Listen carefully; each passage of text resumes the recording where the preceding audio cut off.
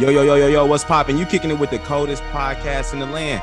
It's your boy, B. Jones, a.k.a. Bolo, and you know when I'm pulling up to the porch. I can't pull up without my dog. What's going on, y'all? It's your boy, Big Smitty, a.k.a. D-Nice. And where we at again, Bolo? Y'all know we in the place to be, so tell a friend to pull up and grab a drink, because this is the porch.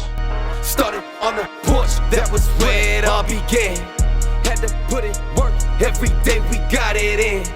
We chased all our dreams and now they can't believe it. We make it look easy, we achieving everything we need. Now we undefeated. If we link, no, it's only business. If we get to speak and leave them speechless. I did things for free, but now it costs to see me. When you see me, you ain't gotta greet me. Just don't plot to sneak me. I'ma see it, I'ma stop and watch you lose and get defeated. Let's get it. What's going on, man? How you feeling right now, Bolo? Bless, man. We got a legend on the porch, bro. Enough about me. We gotta get to the legend at hand, right? You going straight to it. You ain't check on your boy to see how I was feeling. If I was healthy. Since you moved to LA, bro, I know life is fine for you, bro. All right. We good in Indianapolis over here, but I know LA, the sun is always shining. We just had to deal with about 25-degree weather right now after having a 75-degree day. So you doing just fine, bro. I hear you, but I will say the one negative is gas prices damn near $7 out here in LA right now, so you ain't got to deal with that. But anyway, like you said, we have a huge guest on right now. We got to give her the proper introduction. She's one of the GOATs in the adult film industry, the one and only Sara motherfucking Jay. I had to add in the cuss word in between. I usually don't do that, Sarah, but you different. How you doing today? I'm good. Thank you. Thank you so much. Again, we appreciate you hopping on and pulling up to the porch. Before we jump into your career, let's take a step back. You know, doing our research, obviously you're a Midwest girl, grew up in Cincinnati. Take us back to the younger days of Sara Jay. What was life like for you growing up in Cincinnati? What were your interests? Like, did you play any sports? Just give us a 411 on what life was like for you growing up. I was pretty nerdy. Like, I worked really young. I started working at like 11 years old, like a full-time job. And so like I wasn't super involved in school. I got straight A's, but like I didn't do a lot of like extracurricular activities or anything like that. I wasn't in band. My friends were in band. I did like little art stuff here and there, but yeah, mostly I just worked. Like I worked all the time. Literally, I've had a job since I was 11. 11 years old. So what started you working so early? You know, like when I was growing up, like my parents, I guess they were alcoholics, right? Mm-hmm. And I used to be in the bar all the time by myself. Like, and my mom would sit me in the back booth, and I would do my homework, and I would just spend a lot of time alone. You know, like maybe playing a little video game or the trivia game at the bar or whatever. And one day they were complaining because they didn't have a dishwasher. And I looked at my mom and I was like, I'm bored. Can I wash dishes? Yeah. And initiative. She was like, homework done? I'm like, yeah, sure. So I started washing dishes there, and they let me stay as long as my grades didn't suffer. Football might be over for this season, but basketball is in full steam for both pro and college hoops. From all the latest odds, totals, player performance props, to where the next fired coach is going to land, BetOnline is the #1 spot for all your sports betting needs. Head over to the website or use your mobile devices to sign up today and receive your 50% welcome bonus on your first deposit. Just use our promo code BELIEVE to get started. That's BELIEVE, BLEAV, to get started. And it's not just basketball. BetOnline is your source for hockey, boxing, and UFC odds. Right to the Olympic coverage is the best in the business. From sports right down to your favorite Vegas casino games, BetOnline is your #1 online wagering destination. BetOnline, the fastest and easiest way to wager on all your favorite sports and to play your favorite games. BetOnline, where the game starts. Let's get it. Oh, that's dope. So you've been making money since a little girl, a little kid. You've been a hustler. Grasshopper. Grinding. I love that. And it's funny you mentioned, you know, you were a great student, got all A's. something that I found that I had no idea about is that you actually went to school at the University of Cincinnati, right? Yeah. Yeah. Nice. I did University of Cincinnati, and then I later, like in my 30s, I went to Miami Short Film School. Got you. Interesting. So take us back to your years at Cincinnati. I saw that you were studying psychology. Just kind of walk us through that. Like what made you have an interest in psychology initially? You know, like, even though I got straight A's, I didn't really have a lot of direction, to be honest with you. I didn't have like a strong drive to do like anything really specific. Yeah. And I was always kind of like fascinated with how the mind works and how people interact with each other. And I took psychology and sociology in high school, and I really liked it, and I thought it could be useful. And I also love helping people. So I thought, you know, it'd be kind of cool to like, I always think that like when you speak to someone about their problems, they get a totally different perspective because you're like a third party. And I think that that's like super useful. And if that third party can be like somebody who's educated, I think that can be even more useful. So I thought, well, that'd be a really great way to like help people, you know, is to take psychology and kind of like help people, guide them through their little issues and dramas that we all have, you know? Yeah, I love that. Yeah, absolutely. Did you find yourself like, I was watching this TV show. I think it was Chicago Med. And I think this one doctor, she was like going through this type of like, doctor program, and like she got so ingrained to it, like she was asking her friends all types of questions, and they were like, are you like doing like the doctor on me, like are you like doing this, and we're just having a regular conversation? Was that like when you got into psychology, you find yourself, you know, asking those type of questions to your friends, like digging deep like that? You know, I think I might always do that anyway, but I didn't graduate with a degree in psychology, so I didn't get into it long enough to be like all about my life. Yeah. But I think that's kind of probably why I got into psychology, because I was probably already doing that. Like, right. You already have to go. Already. And why right. Let's go a little deeper here. So I love it. Some real progress. Right. I love it. So we all know college can be crazy. You know, me and my guy Bolo, we both played football at a Ball State, small Division I school up in northern Indiana. What was college like for you outside of the classroom? Like, was it crazy at Cincinnati? Was it wild? Take us, you know, to those stories. You know, like I never did anything normal. Like I didn't go through school normal. I got a job when I was 11, and I kept that same flow like all through high school. I was taking 14 credit hours, and I was working 4 jobs. And yeah, so I had like no time for nothing. But one of the jobs that I worked at was I was a coat check girl at a nightclub. And that was pretty cool, you know, like it was like some like, you know, weird gothic, industrial, alternative, like kind of club. And you know, you get to meet like a lot of different people and stuff, and a lot of different walks of life. And I ended up meeting the man who was gonna be my husband. And shortly after we met, he was like, you are like killing yourself. You're working 4 jobs. You're going to college full time. Like, what are you doing?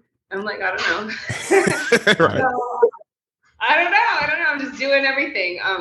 And so he suggested that like I started stripping, because that's what he was a security for strippers. And I'd never even thought of it, to be honest with you. I'd never been to a strip club. I didn't know any strippers at the time. Like, didn't even cross my mind. So I kind of like investigated that, and I was like, oh, I could totally do this. Like, I had no idea. I thought strippers were like perfect and only in like LA or something, you know. I don't know. Where I mean, y'all are from there, like, you know, it's like we're out of strip clubs. Like, you got to look for them real hard. Facts. You know. Facts. Yeah, I danced in Indiana for a long time too. What part? Lawrenceburg. Okay. Yeah, I heard of Lawrenceburg. That's crazy. So real quick before, you know, I don't want to shift gears, but I'm from Indianapolis, Indiana originally. Bolo Brian, he lives there now. So yeah, that's crazy. I had no idea. You dance in Indiana. Shout out to Indiana, man. So take us back. Obviously, you know, you had no idea what you were getting yourself into. I guess, how was the first night stripping? Like, was you on stage? Was it like private dances? What did that look like for you? Yeah, no, like the first night, I like the club I worked at didn't do private dances. You know, you just like sold drinks. Like you sat there and talked to the guys, and then you would make money on the tip rail or whatever. And yeah, I didn't really want to talk to anybody. I was just like nervous, like socially nervous. Like on stage, story. You put on some music, like get in my zone, I'll dance and everything. But when it comes to like talking to people, I was like super nervous, you know? And I don't think that, to be honest, I don't think I ever really got over that. Like, even if I wasn't like outwardly nervous and I had it under control, because I danced for like years and years and years, you know? Like, I feel like I'm a little socially awkward, you know? Like, yeah, it was very interesting being a stripper, you know, for me, like, because I'm somebody who's like kind of nerdy and I was like kind of like a tomboy. So it's like kind of like a sexual awakening, sort of, you know? Interesting. Because that's funny you said that, because I was going, you know, based off your background, you know, straight A's, always working. The fact that you just, you know, your man at the time suggested that you know, get into stripping, and you just said, fuck it, I'll do it. It's like, where did you get that confidence to just do it? Because like to be a stripper, to be in adult film industry, like, I mean, you take a lot of confidence to just put yourself out there and to expose yourself. Like, where did that confidence come for you? You know, I appreciate you recognizing that, because it does take a lot of confidence, and it's not something that's like easily acquired, but it just so happens I'm an only child, and my mom and dad love me very, very much, and they always like gave me so much confidence, like I was the best, and it just made me feel so good about myself, like mentally, you know, like on the inside. And then when I got married, my husband made me feel so good about myself on the outside. Like, so I kind of like just knew I was dope, you know? Like, I was like, I just hope I can sell it to these people. You know, like I know, I just hope I can sell it, you know? So, yeah, like like once I got like the outward confidence about like my physical, like I was like, oh, okay, I got this. Nice. Hey, Bolo, she said, I knew I was dope. I just got to let the other people know. Out the gate. It was only a matter of time. That's fine. You know, like you gotta try to get people to see that you're dope. Like I know I'm dope, but like, how do I sell that to you? That's a gem. That's a gem right there. So speaking of that, obviously, you know, we were talking to a guest a couple days ago, and she was talking about me versus me. And I always think it's always that constant battle with yourself, right? You know, how you perceive yourself, but not only that, but how others perceive you now. I guess how did your family react when you started to get into that world and tap into, you know, the other side? Like it was like kind of like let them on slowly. You know, like I'd done some nude modeling for like photographers, so I told me I did a little nude modeling.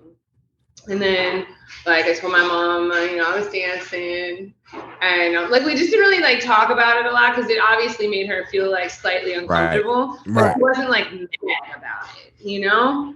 She was just like, damn, like, why are you doing that? Like, you got straight A's in school, you graduated high school early, like, went to college, like, why? Right. She's like, I remember her saying, like, I just wish that you would have used your brain to make money. And I looked at her and I was like, Mom, I am using my brain. Right. I was like, I'm in a business that I enjoy being in. I'm making crazy good money. That's why I dropped out of school. It's because, like, I started doing the math at the time. Counselors, which I only wanted to be like a counselor. Counselors are making like 30, 40 grand a year. And I was already making on average, say like 1,500, 2,000 a week.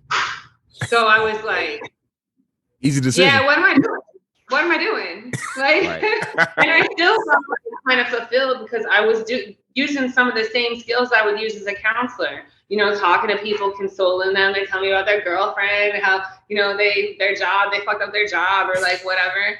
And it was the same kind of like satisfaction, but also I got to be happy.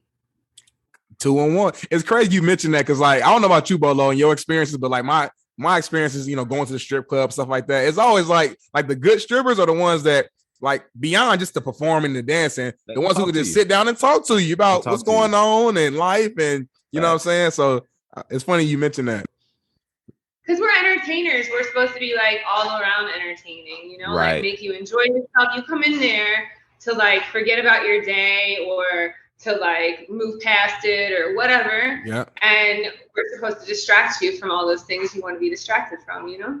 Yeah. Hell That's yeah. dope. That's dope. I love it. So after, you strip for some years, you save up your money, and then you end up moving to Las Vegas to move forward and start your career in the adult film industry. So I feel like there's like a gap right there, a bridge. Like, connect the dots for us. Like, what happened between, okay, I'm a stripper right now, I love this, I'm making good money, to, okay, I'm going to Vegas, I'm about to start porn. Like, connect the dots for us.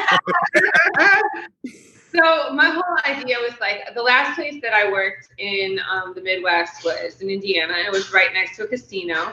And I was making really good money for like the area and for the time. And I was like, okay, I see this. Okay, I'm next to the casino. The guys win at the casino. They come over. The guys lose at the casino. They come over. So like, I'm like, this is great, Where do they have a lot of casinos? Las Vegas. Wow. So I was like, okay, well, this makes sense. I'll just go to Las Vegas where there's like a bunch of casinos, and then I'll make like even more money. It'll be even better. And then I get to Vegas, and I didn't really do the math quite right. I forgot to carry the one. And I was like, oh, wait a minute. There's more strippers also. There's more strippers. There's more strip clubs. I went from being like a big fish in a small pond to being a small fish in a big pond. So I kind of made about the same money, keep it real. Like, I mean, Vegas, every now and then you hit that lick, but like for the most part, yeah, you kind of make about the same money. And it was like so much more stressful because like instead of dealing with like 15 girls at the club, I'm dealing with like 200 girls at the club. They fight and they do drugs, like all kind of shit's happening, coke dealers, pimps. Like it was a lot. It was a lot going on. And I was like, this is not what I want to do with my life. Got you. So you initially went to Vegas to continue stripping. You didn't move to Vegas to get into the adult film industry. Got you. Okay. Damn, okay. But in that time period of like me deciding to transition to Vegas and also like trying to figure out what I'm doing, like what the next move is, I started kind of just like entertaining adult industry in general, like being more aware of it. Cause like I was kind of, I don't know, sheltered, but like, it's just not something that I didn't really watch porn. I didn't really like go to strip clubs. That just wasn't my thing, Like I started to become like a little bit more aware of it and like a little bit more aware of porn and porn stars and models and like, so I was like, yeah, let's go out here and see what happens. And I was like a little bit exhausted by the strip club scene in Vegas. So I kind of like broke it down and I thought, well, what is it that I like about stripping? I like exploring my sexuality for sure. That's super fun for me because that's not something that I naturally did, I like being viewed as a sex object. Also super fun for me. Not something that came naturally. So it was like super cool that I was able to do it.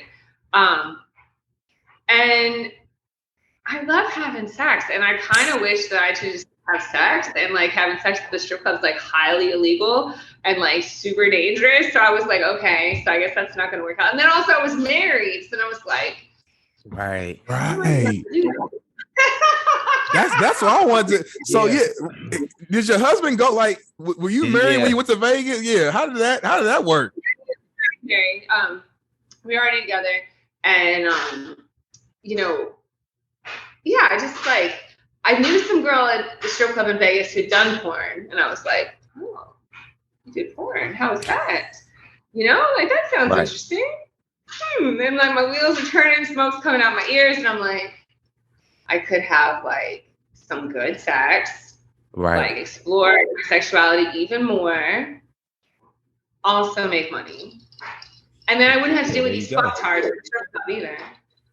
There it is, the triple threat. So you get to that next point, you realize that like, hey, I can get 2 for 1. Enjoy myself and also get paid, pretty well for it. Take us back to about myself too, because like when you're like with one person the rest of your fucking life, you're like, okay, my sexual experience is kind of like stopped until we get to here, and yeah. So I wanted to have more sexual experiences in like a safe environment and money. Damn, that's crazy. So how was that first sexual experience? Was it more nerve-wracking than like stripping? Oh yeah, because I think your first scene was titled 18 and Eager, if I'm not mistaken. That's the first scene that was released. The first scene that I did, the guy couldn't get hard, so it wasn't even released. But I know, right? He was too. Whoever did the casting sucked because they put like me, like a new person with a new person. You never do that. Yeah, right. I can see that. He probably was nervous. He was nervous as fuck. Yeah, and as men. I was like hyped. I was like, oh, I'm gonna suck the shit out your dick today. This is gonna be great. Like I was like so hyped up. And I remember the director picked us both up. And I was already in the car when we picked him up, and he looked nervous when we got in the car already. And I was like, oh, he looked nervous, so. Yeah. And I guess I definitely wasn't nervous. But then 18 and Eater happened, right? Mm-hmm. That one was really funny too, because now, mind you, I haven't really been watching porn. Right. You know, like, I know I can fuck because I enjoy it and because I fuck all the time. But, like, I just didn't really get the fact that, like, I don't know, I just thought that porn stars had to fuck the best. Like, I thought that was the whole idea of porn, is that you should just be the best fucker in the room, you know, like, for sure. So, like, I get to set, they tell me, like, I gotta wear this little schoolgirl outfit or whatever. And we're going to start out in the bathroom. The guy's going to need a shower. He's going to get out the shower. I'm going to suck his dick. We go into the bedroom. We get a fuck. I was like, all right, cool. I got you. Right. Well, he come out the shower. A minute and 15 seconds into blowjob, he popped. No. And I was like, I win. Dang, Sarah. Hey, but in all fairness to that brother, to that man, whoever he is, he's nameless right now. Whoever he is, it's hard. Listen, it's easier for women to just be comfortable in a situation 100%. compared to the man, because like we can't fully control what's going on. I mean, we can try to think of some other shit, but I mean, it's hard. And also, he's blindsided. You know, like he did porn before. It wasn't new for him, so he thought that he was just gonna get some boring girl, like all the rest of the boy and girls. It's gonna give like a lukewarm blowjob and just put in the least little effort to get her check. No, I was here to win. And like, I didn't even think about the fact that like we actually need like 45 minutes of footage. You know? Like, right. That part. So yeah, we had to like take a break. He had a little sandwich or something, and then we got back to it and had to start all over. And I was like, lesson learned. Okay. Damn. Yeah, it's like you gotta put timing in there too. Like you gotta be like, okay, do we have enough time for that? Yeah, okay, great. Damn. That's cool. Like you never know, because to your point that you mentioned earlier, like you just assume from the outside looking in, obviously you got people who edit, you know, you got a production team, they make shit look good. And you know, like you said, Buddy came in a minute and 15 seconds. And like we look from the outside in, we like, man, these dudes going for 45 minutes, they're going for an hour. Like, how the fuck are they doing this shit? Like, this shit is crazy. I'm like, what the hell going on now? Like, sometimes they are going that long too, but that's because they're actually like, if you see a guy, like, you know, if you see people fucking for 45 minutes, that means we probably shot like 2 hours of footage. Got you. So he didn't already bust a nut, and now he getting back to it. It's like, or it was like up and down. Like he had some hard moments, then some not so hard moments, moments. So okay. It's a lot of good.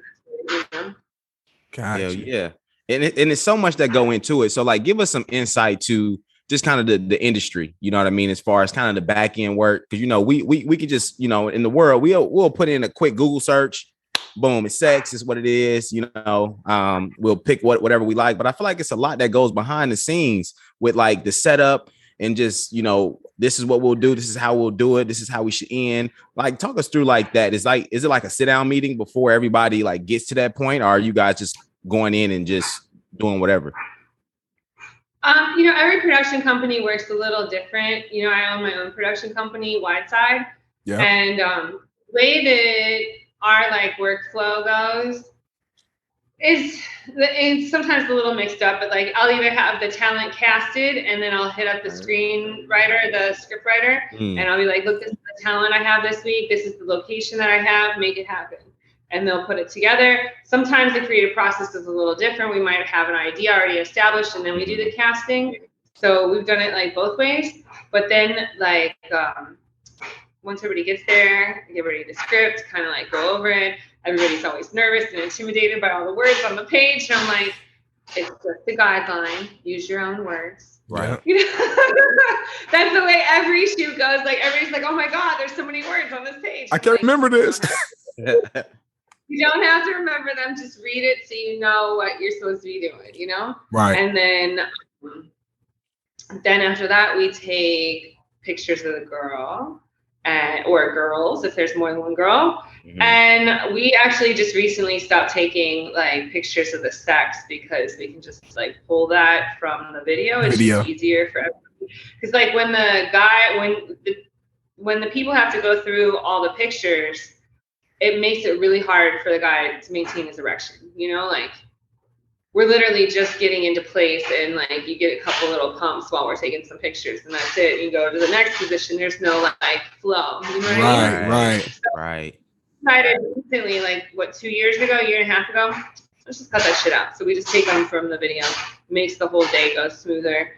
Then by then everybody's read the script a couple times and we block it. You know, we just start with like where we're coming in at, who's going where, who's the positioning. Okay, you come in over here and you say this over there and you say that over there. And we block it all out and kind of like walk through it. And then we shoot that part and then we shoot the sex.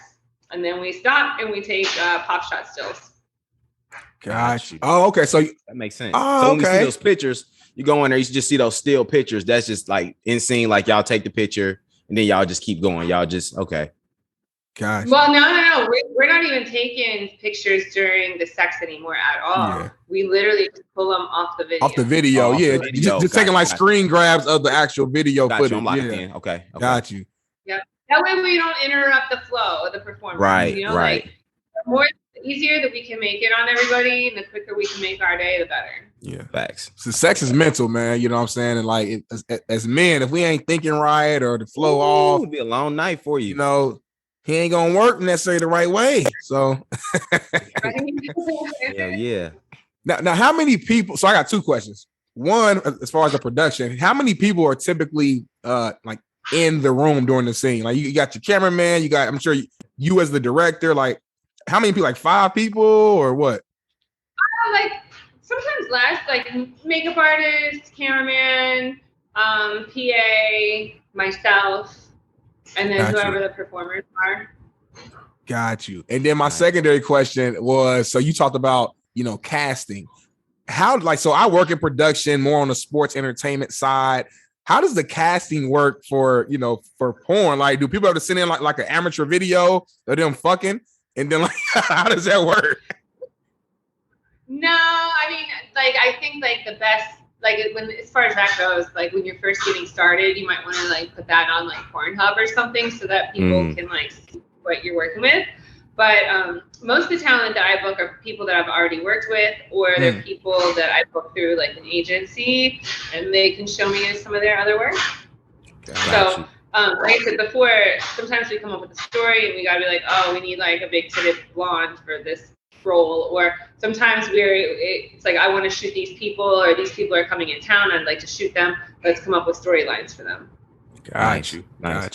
So we were talking about you behind the camera, behind the scenes, but now let's talk about Sara when she's actually in the scene. Let's do it. For you right now, obviously, you know, you've been in the game, you know, for a little while, and you've been in a ton of different scenes. What's Sara Jay's favorite scene? You know, it's been 21 years, so it's really hard for me to just come up with like one favorite scene, you know? I'm a big fan of threesomes in general, though. I will say that, like, almost I have to actually like look at my scene list and try to stop myself from shooting threesomes, because I just prefer threesomes. I prefer shooting threesomes. I prefer being in threesomes. Guy, girl, guy, whatever. Threesomes are like where it's at. It's the party, yeah. Yeah, and there's so many combinations. You know, right. You can have so like a girl moment. Yeah, you can have like a girl moment. The guy could be jerking off. You can have a boy-girl moment. And the girl could be jerking off. You could all three be doing it. You guys could be fucking, and the dick could be somewhere else. And, like, I mean, there's so many options. Boom! Mind blown. I love it. I think I like girl threesomes the best because they just usually work out the best. Right. But like when a boy girl threesome can pop off and that shit is like right, that shit is right. Like that's bullshit. Boy, I can see it in your face. Like you got a Lit flashback right now. She's like, when that shit Lit up a fucking little bit. works, Yeah. it works. I just had a off-camera boy girl threesome that was like. So all right, let's stop right there. So for you, obviously, like you said, you've been in the game for 21 years. How's your sex life outside of the porn industry? Is it like, are you spicing it up? Like, are you doing the same thing you do on the camera? Like, cause you do it, right? You do this shit. So like, what does that look like for you off the camera? That's a good question. You know, Keep it real, Sarah. Keep it. This a porch. Keep it real. like my life is crazy. Like I've been doing all kind of crazy shit that I don't even do on camera. Like, no, my sex life is insane. Stop playing with me. Hold on. You say you doing shit off camera.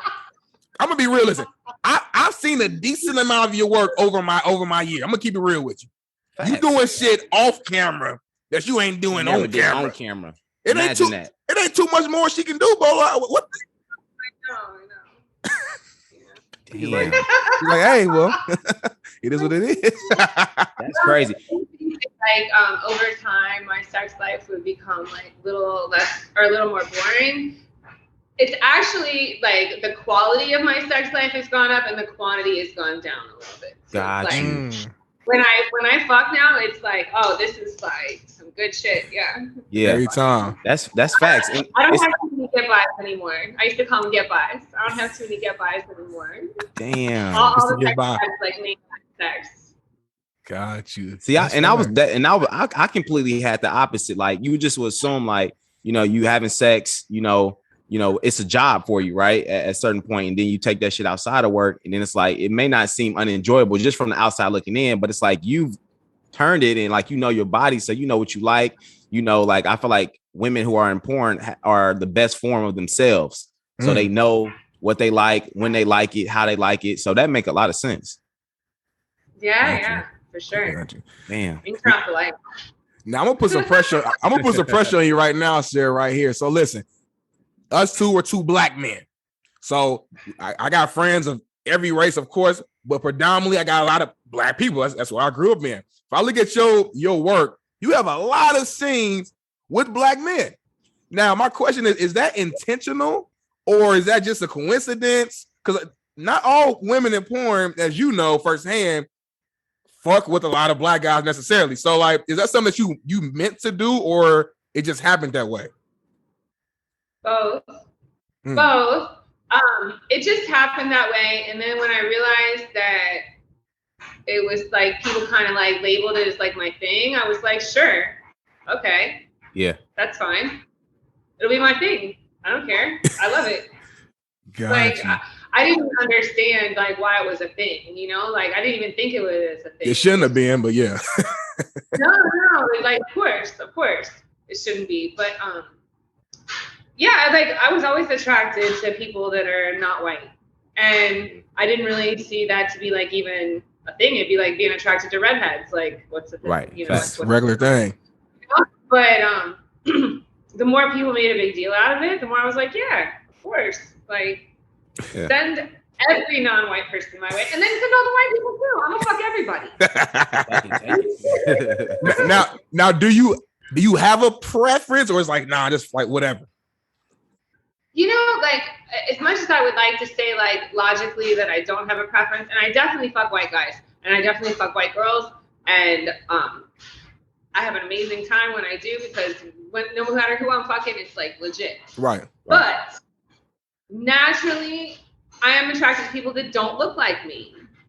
Like the closer you look to me, the more I feel like it's family, kind of, right? Like in my mind, it's like a subconscious thing. Like I go to like Europe, and I need you to turn me on with your personality, because like these white people over there, they look like me, and it makes me feel like they're family or they're like related or like I'm just not attracted to people that look a lot like me. I'm just not.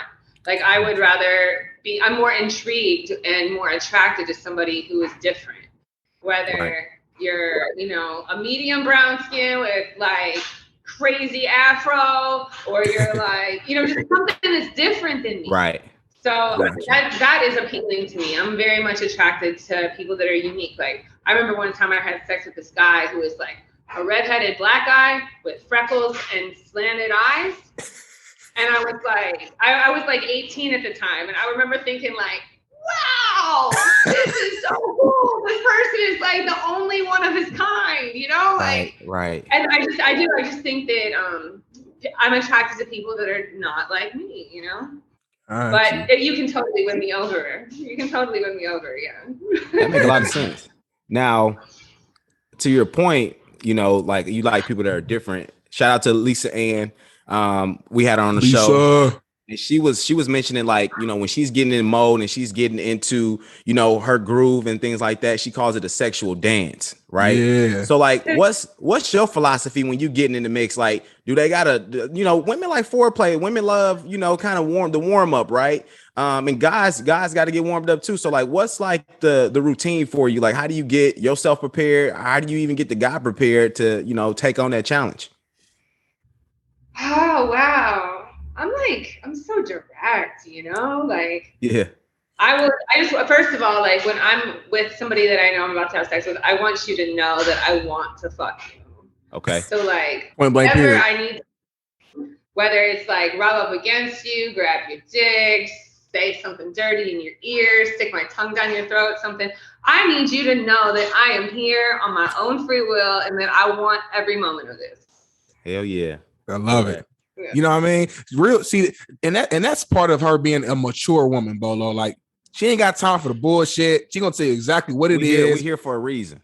We here for a damn reason. What's up? Are you bad or not? Let's get it. Nah, that's fine. Yes. So let me ask you this. Obviously, we know like sex is a physical thing, right? But we also know it can be an emotional thing, and feelings can get involved. Have you ever got, you know, emotionally attached to anybody you've done a scene with, man or woman? You know, every now and then you get the feels, like, but I wouldn't say like attached. It's just like butterflies or like goosebumps. You're like, ooh, this is kind of extra fun today. I kind of like this. We should do this again soon. Right. Okay, so it's never like led to like nothing too like, you know, serious or anything like that. It's always just been like, you know. Okay. Yeah, I have like a hard time with like relationships and stuff like that. So like it's kind of hard for me to get to that point anyway. Like I'm just here for the sex, really. Got you. I can see. Hey, I wouldn't be shocked though, and they might not admit it to you, but the way you be fucking some of these dudes, I bet some of them then caught some feelings in the back. They might not said it to you, Sarah, but in the back of their head, they probably like.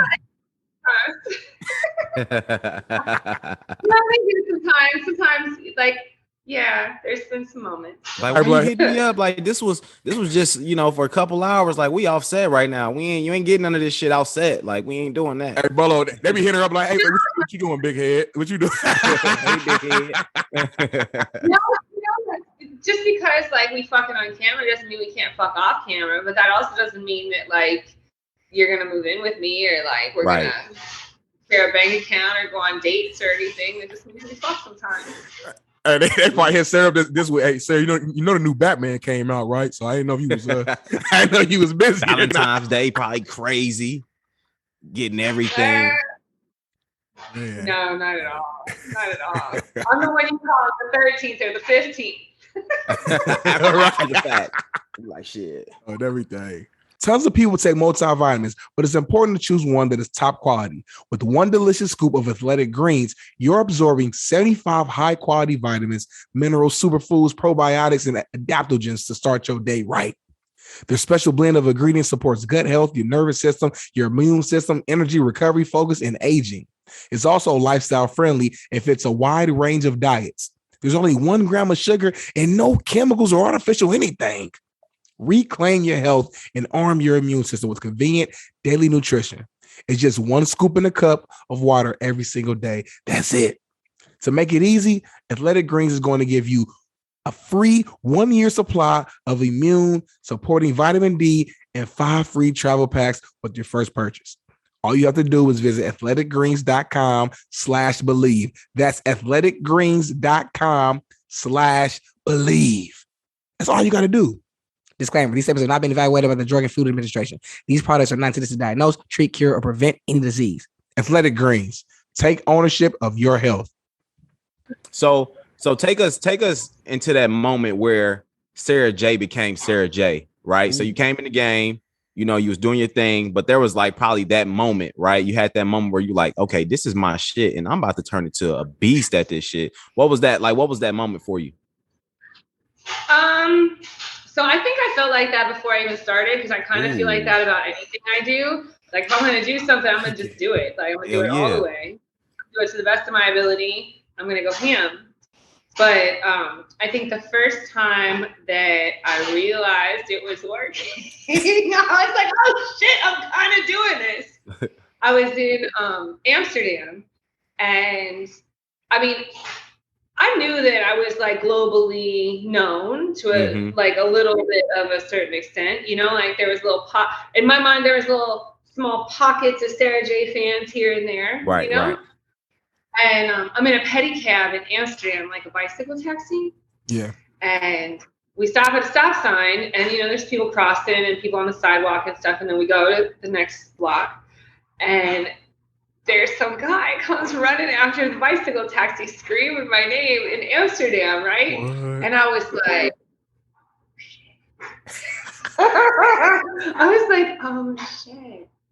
oh shit. This is probably like 2006, maybe, you know? Got you. I was like, ooh, I'm that girl. I am in Amsterdam. And this guy caught a glimpse of me, you know, I'm in like a pedicab with like the little like cabana thing over the top of you. Yeah. He caught a glimpse of me and was like, Sara Jay! And like come running down the street. The pedicab guy was like, do you want me to stop? Does he know you? I was like, no, don't stop. Keep going. Right. Damn, that had to feel great, man. You know, it felt like what I was doing and all the work that I had put in was like working. Like I was on my mission, getting it done, you know? That's dope, man. Well, shout out to you for the mindset though. Like you knew before you was going in that motherfucker that you was about to turn the place up. And lo and behold, you turning the place up right now. So shout out to you listeners out there. Put it out there in the universe. You want to accomplish something, go ahead and get it, no matter what it is. So hell, y'all love the confidence. No, the one thing my mom always taught me: if you're gonna do something, don't do it half-assed. Yep. And it's fun. I'm glad you brought that up, Bolo, because like mindset is so damn important. Everybody that I know that's like hella successful, it don't matter what career path they're in, it starts here. Like they've always believed who they were before they were that person. You know what I'm saying? Like, so that's them, because like it's really the power of the mind. I know it's so cliche, but we have too many real world examples of when you really believe in yourself, that shit happens. So you can do it. That's fire. That's because like for anybody who like doubts that, the simple reason is because if you really believe in yourself, that's what you're thinking about 24/7. You're thinking, how can I be better at this? How can I be more this? How can I do this? How can I achieve this goal? That's all you think about. So when it's all you think about, obviously you're gonna reach your goal. Come on, hell now. Yeah. She over here dropping gems on the porch right now. Dropping gems. Come on now. Drop it. So Sarah, let me ask you this. So I seen a small clip of Russell Wilson. He was mentioning that he spends like about $1 million a year on his body, right? So obviously he's an athlete. He got to take care of his body. You got to do what you got to do, as well as LeBron. And I think the same for, you know, people who are in the adult industry. Like you got to spend money on your body. You got to take care of your body. Like what goes into, you know, keeping up your body and making sure that, you know, you're camera ready at all times? First of all, my trainer. Like I'm like kind of a low maintenance kind of girl. I probably don't spend as much on my body as like a lot of other girls do, because I just like to be a little bit natural and take care of shit myself. Yeah. But my trainer probably first and foremost, like, I gotta pay her every month. And my trainer kind of saved my life with like this whole COVID thing that happened, because you know I'm pretty good about going to the gym myself. I'm like kind of self-motivated. I did some like fitness training certification when I was young and stuff. So I kind of like know about working out and stuff. But sometimes, you know, we all need a little like drive and motivation and, you know, somebody to be accountable to. And when COVID popped off and they closed down the gym, I got like nervous because I'm like, oh, I can stay motivated when the gym is open. When the gym's not open, what the fuck am I going to do? You know, like I don't want to sit around and get fat and depressed, you know, and just suck. So my trainer started doing FaceTime sessions with me, and I'll tell you, like I've never been more consistent in the gym in my whole life. Like I am so consistent in the gym since 2020. I don't think I've missed more than like 2 or 3 weeks. Damn, that's what's up. That's yeah, a lot which is like pretty good for me. Like it's pretty good for me. So like, yeah, number one, trainer. Probably number two, probably nails. Like that, like I get my nails done. And granted, my nails are not anything fancy, you know, but they always look nice. You know, I always keep them nice. Like I like to keep my fingers short because I like to stick my hands in dirty places. My fingers and toes have to be like on point all the time. So I get them done like every 10 days to 2 weeks. Like I get them done all the time. And that kind of gets expensive after a while. Yeah. Other than that, you know, sometimes I get my hair done. Like I got my hair done right now. I see it. Got the yeah. I see what you're doing. I got naturally curly hair. Like I got really, really, really curly hair. And this should be all over the place. I just got back from Colombia and stuff. So like when I'm traveling and I'm shooting outside, I like to have it like braided up because that way it's not, if you take pictures with crazy curly hair outside, you're going to get like 40 good ones out of 500. And when Lisa was in braids, I can have like, you know, more quality pictures. Right. But yeah, like I quit tanning a long time ago because like I had like a cancer scare. They thought I might have cancer. I don't. But they freaked me out. So I was like, I'm not tanning anymore. So yeah, you know, the gym is probably like my trainer. The gym is probably like the most expensive thing. You know, I'm not really into like a whole lot of surgeries and stuff. I got my boobs done. I got a little thing done on my face. But yeah, that's it. You know, I think taking control of the things you can take control of is like super empowering, which is why the gym is always like really important to me, you know? Hell yeah. Control the controllables. I love it. The same thing we was taught in college playing football, man. Control the controllables. We heard that every single day, didn't we? Hell yeah. Really? That's good. Yes, that's a good absolutely. one. So let me ask you this. Oh, go ahead, D-Nell. No, go ahead. Yeah. So this is a question that Bolo, he had asked, I think Lisa, the same question, and we got a very interesting answer. So the question is porn fake? Now, before you answer, I'm gonna give you a little bit of what like Lisa said on her episode. So she broke it down like a sports team. I think she said, you know, you have your starters, you have your bench players. So your bench players, they might be faking it sometimes. They might be faking the funk, not really all the way into it. But your starters, and she started listing a couple names. She named you, I think Angela White, Sherry DeVille. You girls are real like sexual beings. So I guess answer the question first: is porn fake? And then give you a little bit more info on just how the industry really works with that. Yeah, you know, you can't really say that porn is fake because there's so many different genres of porn, so many different people in porn, and all these people come from different backgrounds and with different ideas and different reasons why they're in porn. You know, some girls are in porn because they like to get dressed up, wear makeup. Some girls are in porn because they like sex. Some girls are in porn because they like money. You know, so like everybody's motivation is different, which means everybody's performance is going to be different, you know? So, is my porn fake? I sure as hell hope not. Like, I try. I make a damn good effort. Like, if it's fake, it's only because, like, circumstance sucks, you know? Like, you're having sex in 30-degree weather on top of a rock or something, you know? You're like, oh, on top of a rock. Yeah. So, you know, I'm going to say, like, it just depends. Like it really is. If you're just Googling some shit out there, you're going to see some shit that's real. You're going to see some shit that's fake. Right. Gotcha. Okay. So now that gets into my next question. So obviously normal sex, right? You got intercourse, you know, you got, you know, giving head and stuff like that.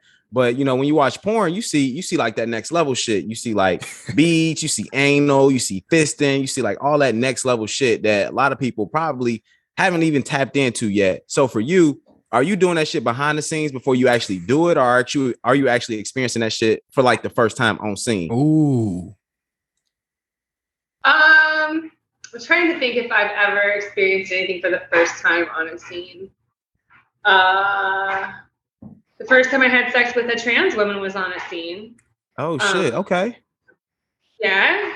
But other than that, like most of the time when I do stuff on camp, well, some toys and stuff. Like when they start breaking out equipment, a lot of times I'm like, it's all brand new to me, you know? Like there's always toys and contraptions and electrocution devices and all kinds of stuff.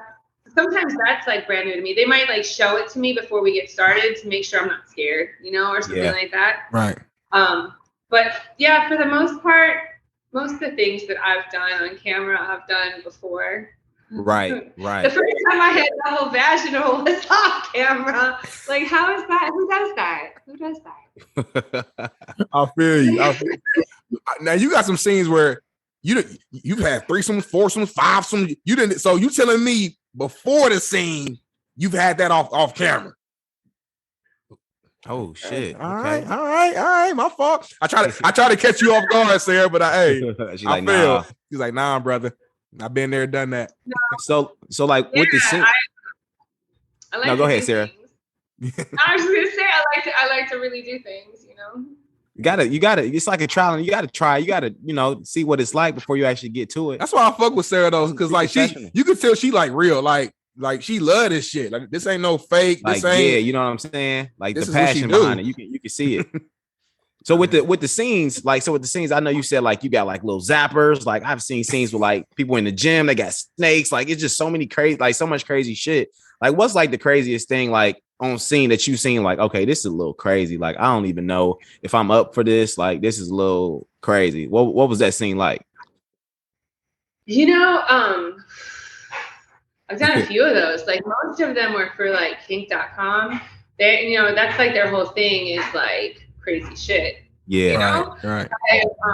That like for their scenes, that's all brand new stuff for me. Like everything I did for them was like new territory. Like I've never been like hog tied and suspended from the ceiling with like weights on nipple clamps hanging from my pussy lips and shit.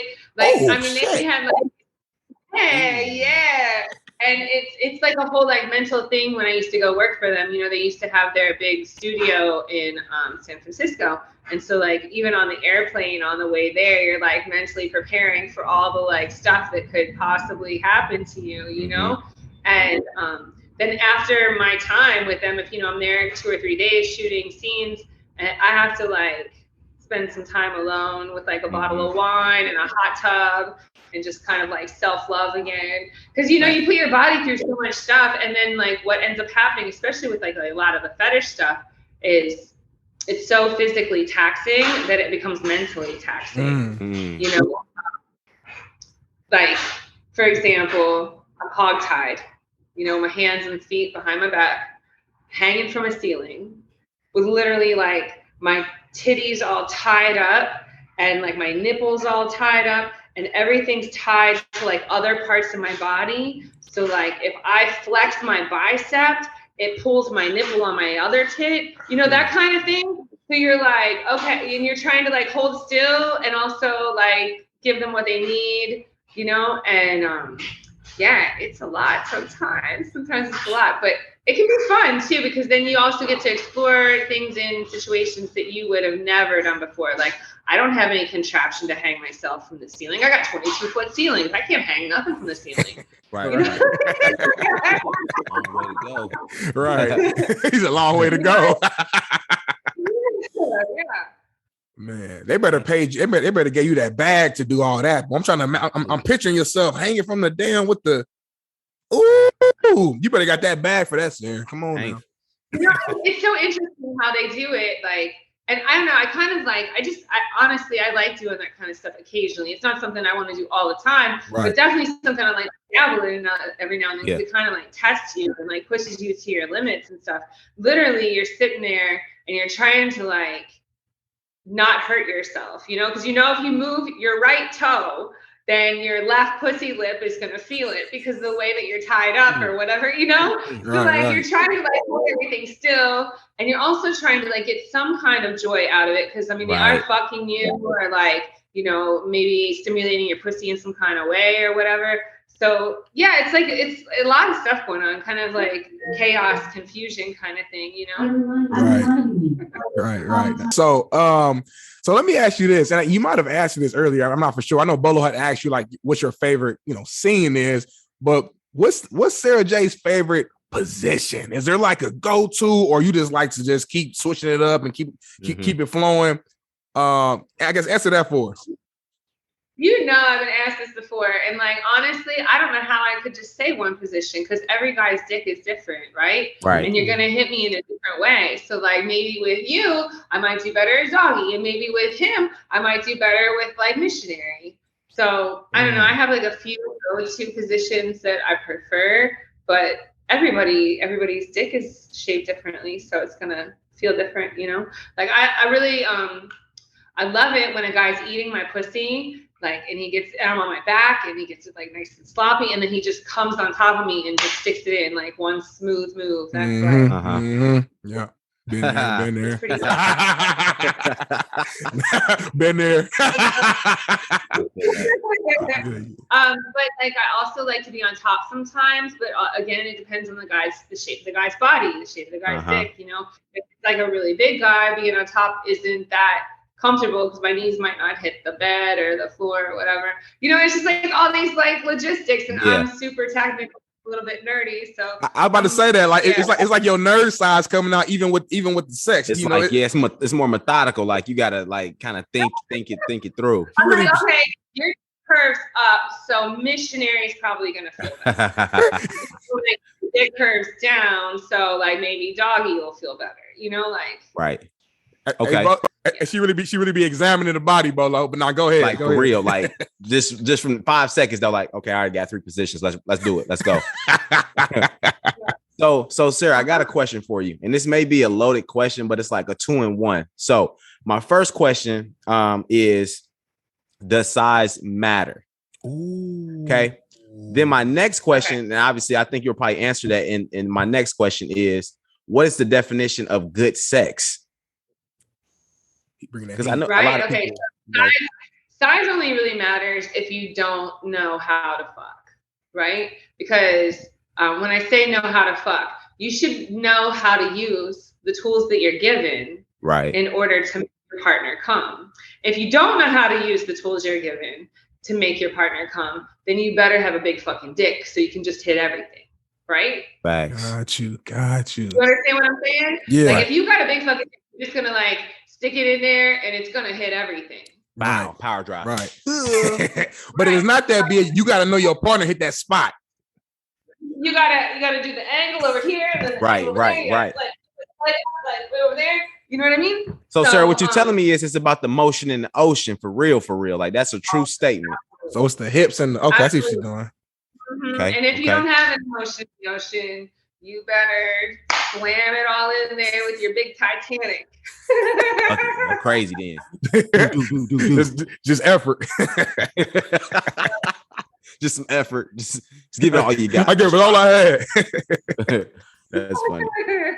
And the definition of good sex, mostly effort, honestly. But like with effort, and as corny as this sounds, and nobody wants to hear this, but it is what it is. Communication. And it doesn't mean that we have to sit down and have like a dinner conversation about what I would like you to do to me and what is not acceptable. No, like during sex, like communicate, like look at your partner, like with your eyeballs and look at their body language. Listen to the way that they sound. Do they sound like they're in pain? Maybe you should check. Does that feel good, baby? Because you can't tell because they just screamed, So I think communicating during sex and being like interactive and also giving a fuck if you make your partner come is like super important. I can tell you how many people I've had sex with, they're trying to get off or trying to like not come so early and all they can think about is themselves, and that makes for shit sex, terrible sex.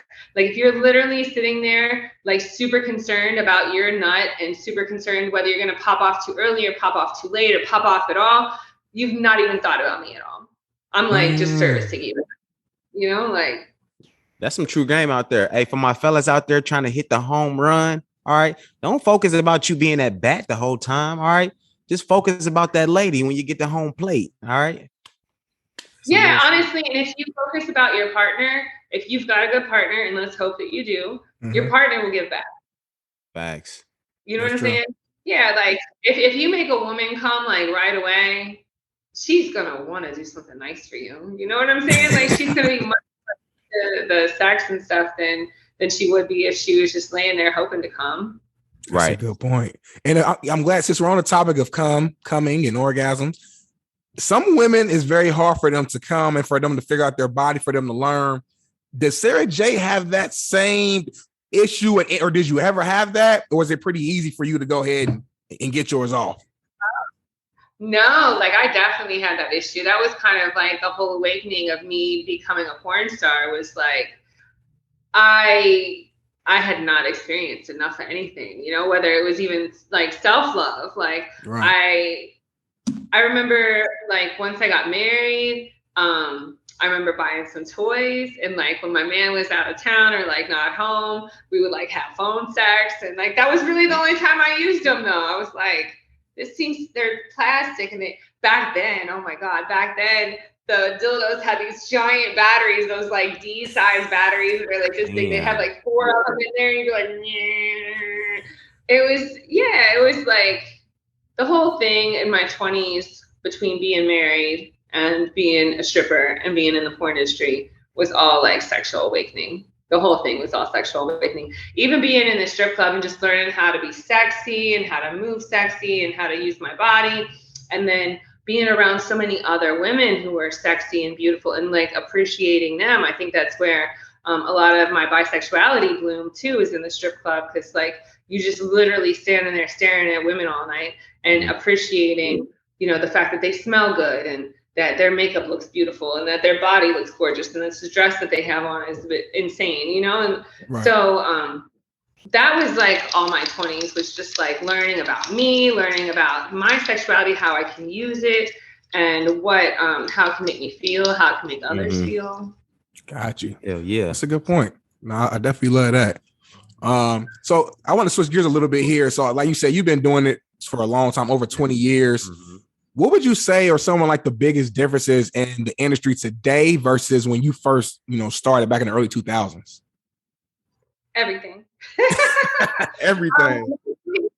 Yeah, mostly technology. You know, technology has made the biggest impact. You know, with all of these things between, you know, cameras and lights and everything, and your phone just becoming better and more easier for consumers to use, and you don't necessarily have to be a professional to run a camera anymore.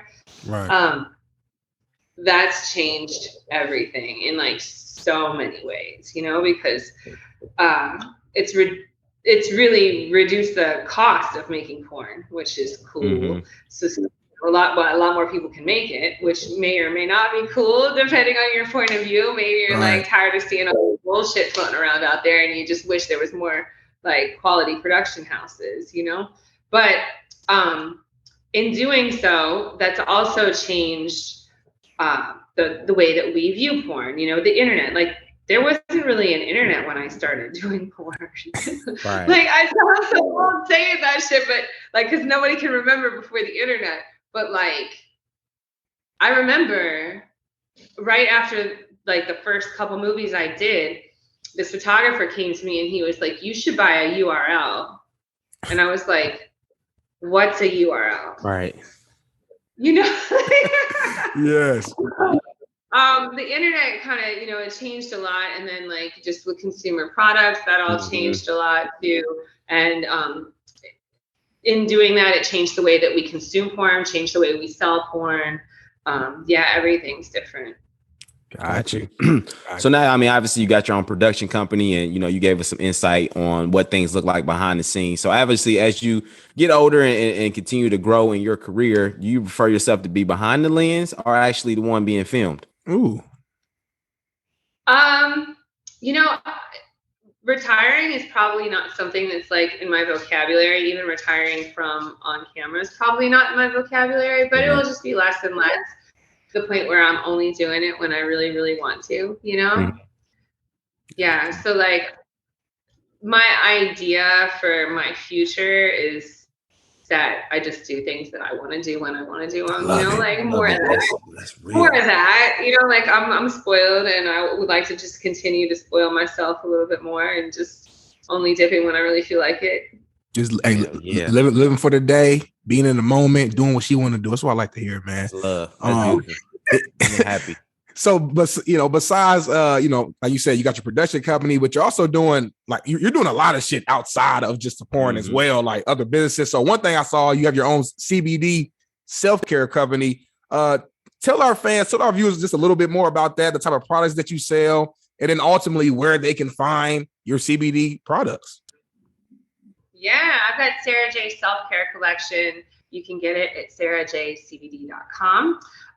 Self-care collection includes a bath bomb that I call Time Out, and massage oil called Long Day, and then some sex lube called Long Night. Ooh. And they all have high-grade CBD, full spectrum in them. The bath bomb is probably my favorite, maybe because it's just so strong. Like the bath bomb is so strong. It's like 100 milligrams of CBD. So when you're done taking that bath, you're like, you mean that thing lit out getting out the tub. When, a lot of people are still not so familiar with CBD, and it's like CBD is like this miracle drug that's come from cannabis. Luckily, we've had so many advancements in like the research of cannabis that, they were able to pull CBD from cannabis and make it legal. It's legal almost like all over the world, to be honest with you, which was even more of a sell for me. I was like, oh, definitely want to be a part of this, because the globe is realizing that this can be beneficial medicine for people, parents use it, grandparents use it, kids use it, dogs use it. I mean, it's for everybody, and it doesn't get you high. And the main purpose of CBD for a lot of people is either like pain or insomnia. So, like I like the topicals for like muscle rubs and stuff like that, because it's really good to penetrate your muscles, and it releases the tension and helps increase circulation, which brings me to the lube, right? Because CBD also increases circulation, which means that, the head of your dick, my labia, my clit, everything's going to be just a little bit more sensitive than it was. Damn. Putting us on game right there. Y'all heard it. I'm about to go to it. What'd you say the website was again? Sara Jay what? SaraJCBD.com. SaraJCBD.com. Soon as we get off here, I might have to click, boom. Make it happen. And see what's going on. Make it happen. Let's get it. So yeah, I think, moving to, the end of our show. So we have our quick hitter. So these are just various different, questions and fun questions for you to answer. And you give us like a, 1 to 2 line response. So Bolo, okay, you get it started, and then we'll just go back and forth from there. All right, here we go. Top 5 porn stars in the industry. Go. No order. And Just you ain't put nobody on blast or. Oh man! All right, let me ask you this. That's fair. Do you have a Mount Rushmore, like just like of people who Goats inspired you? You're like, nah. He's like, I can't do that. No, I can't do that. No, I don't. I really don't. Like, I'm such a fair, honest person. I see us all as humans, and we all have pluses and minuses. Yeah. Some people are better at certain things than others, and other people are better at other things. I'm very appreciative of like every single person that I've come across in the industry, whether they taught me what not to do or taught me what to do. Yeah. Right. But like I don't really feel like any of us need to be on a Mount Rushmore. I feel that. Now, let me ask you this though: is there a specific star that you would want to actually have a moment with, an actual porn star that you want to have a moment with, like, that you haven't already? I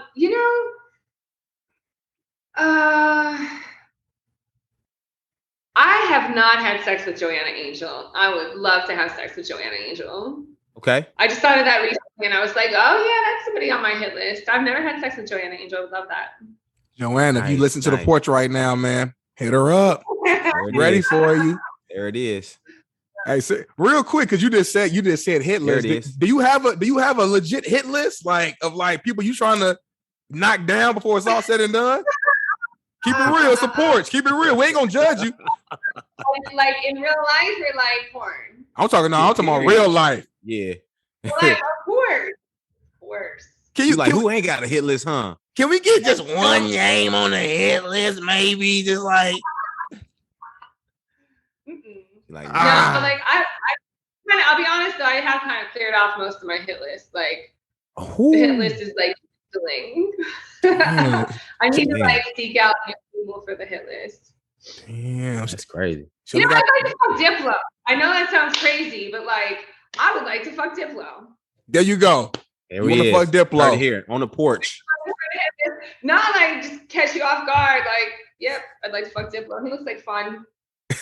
Well, there it is. Diplo, pull up to the porch, man. Slide them DMs. Make it happen. Got you. Okay.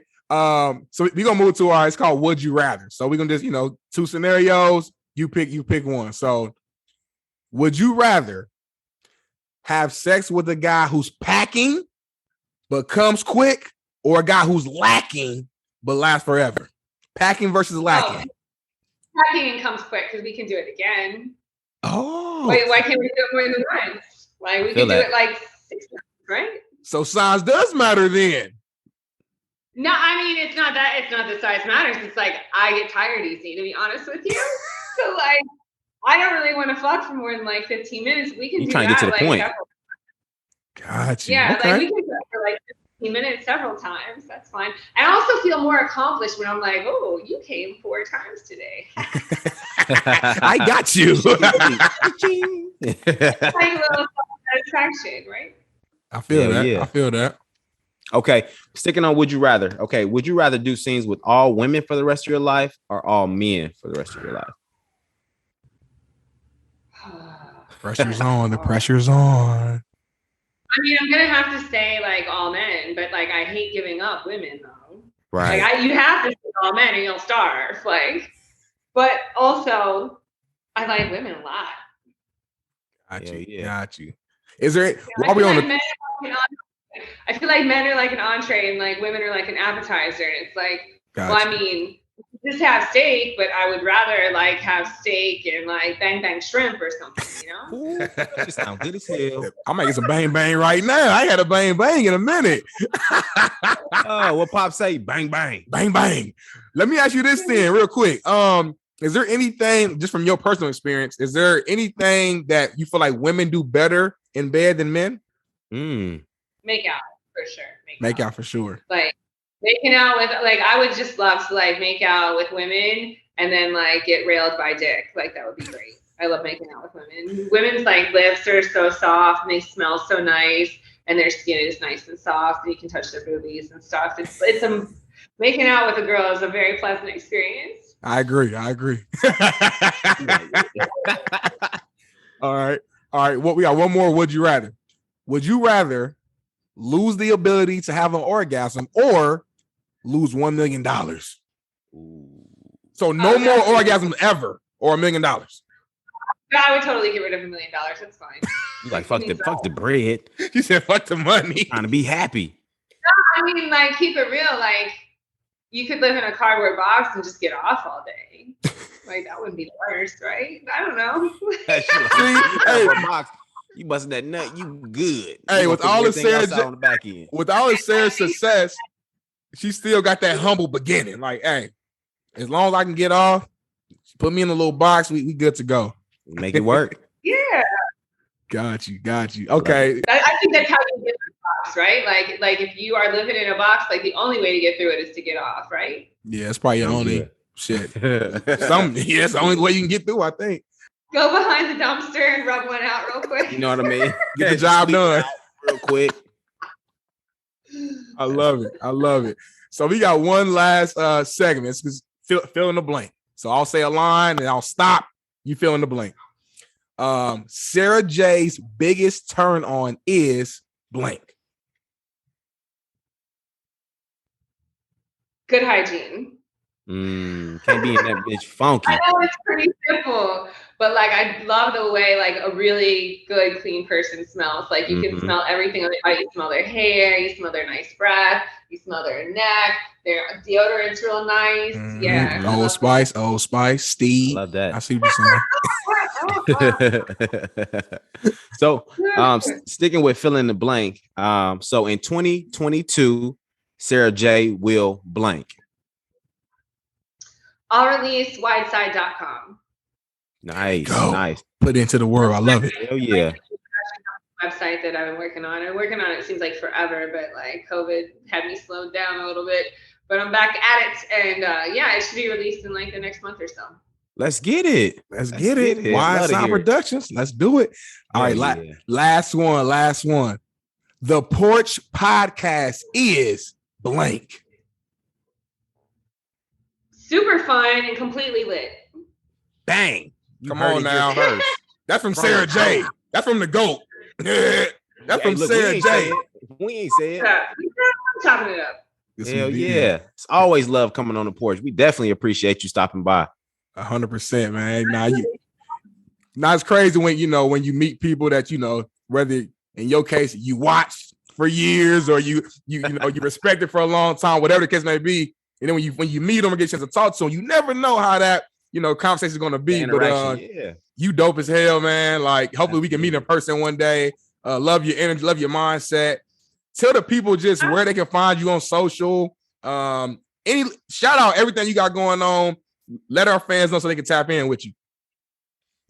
So the best place to find all my stuff is sarajlinks.com. It's like my little link portal. It's got all these places so you can get my porn or merchandise like t-shirts, DVDs, posters, whatever.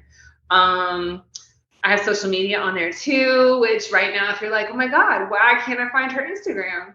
Yeah, I wanted to ask you that. I'm like, what the hell happened? No, I don't know. I got disabled. I'm working on it. We're working on it. We'll see what happens. But whenever I put like new shit, it's always going to be on sarajlinks.com. So you'll get like all the best links to all my stuff. Perfect. Well, shout out to you for pulling up on the porch. We really appreciate it. And guys and gals, just listen to this. Bolo gonna drop a gem before we get off here. We just had, one of the greatest in her profession step on the porch and give us the game. And not only on the sex side, but she giving y'all game on this confidence type shit. All right. Go after what y'all want to go after. Be happy. All right. Be free. You know what I'm saying? If you're doing what makes you happy, that's all that matters. It's you versus you all the time. So we appreciate Sara Jay for dropping them gems. Obviously, you can catch all our tags, Porch Podcast _ We gonna drop this episode. It's gonna be fire. And we love y'all and we appreciate y'all support. Let's do it, man. We out. Peace. Started on the porch, that was where it all began. Had to put in work, every day we got it in. We chased all our dreams and now they can't believe it. We make it look easy, we achieving everything we need. Now we undefeated. If we link, no it's only business. If we get to speak and leave them speechless. I did things for free, but now it costs to see me. When you see me, you ain't gotta greet me. Just don't plot to sneak me. I'ma see it, I'ma stop and watch you lose and get defeated. This show is presented by Bet Online.